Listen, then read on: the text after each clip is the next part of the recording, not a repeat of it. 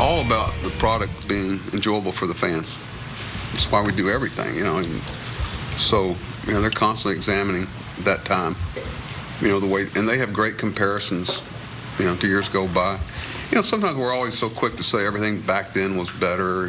Sometimes we forget about some of the problems then too, and we've corrected so many things. I just know this is a very diligent group about attacking those things instead of walking around with blinders on like it doesn't exist.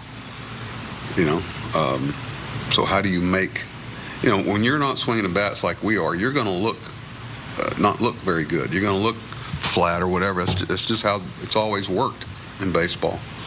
So you got to be careful. I know the commissioner did say you got to be careful about residual things of things you do.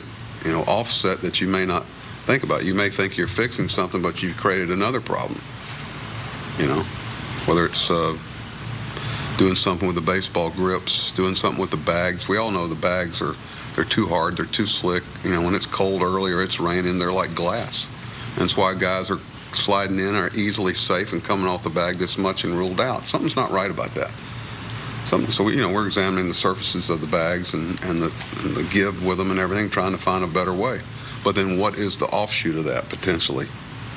To someone, how cushiony do you make them? I mean, it's not just something you just stick in, because guys have been brought up their whole career playing in this type of environment and type of stuff. You got to be careful about going too quick. The shifts, and does that solve all problems? Does I could believe me, there's some things that we thought were radical a few years back that aren't anymore. Whether it's replay, whether it's mound visits. I mean, anybody that doesn't think the mound visit rule hasn't been good for the game hasn't been around a lot of games.